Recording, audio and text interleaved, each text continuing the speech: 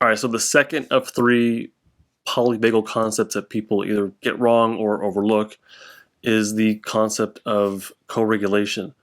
Co-regulation is not just getting support. Co-regulation isn't just supporting somebody else through, listening and empathy and whatnot. Co-regulation is actually a biological process where if we have two people and one of them's like dysregulated, meaning they're in more of a defensive state, like flight, fight, maybe flight or fight, or even shutdown or freeze. So if someone's in a defensive state, the other person has to be anchored well enough in their own safety state. And if they are, they will naturally give off cues of safety. So they'll do things like smile, they'll have vocal prosody, which is the ability to go up and down. Like they'll have a sing-song quality to their voice.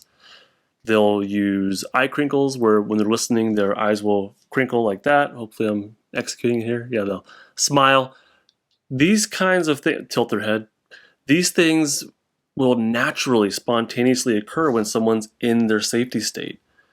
And when they do, they'll give off these cues, and the other person who's in a more dysregulated state, they'll pick up on these through their sight and through their hearing, and this will tell their nervous system through their brainstem that the other person is safe.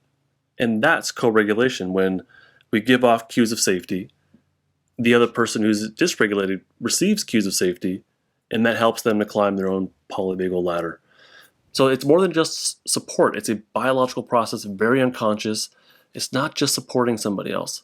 I have a webinar coming up that I'm doing called Polyvagal 101, where I'm going to go into these types of concepts in a lot of detail. It's fun, like literally, it's a good experience. It's not just boring, dry lecture. These concepts are really intriguing, and I find ways to incorporate the viewer into the experience of it and actually help or get them to feel things and notice things little by little in very safe ways. It's not a triggering thing. But that's coming up. You can find out more about it on justinlmft.com.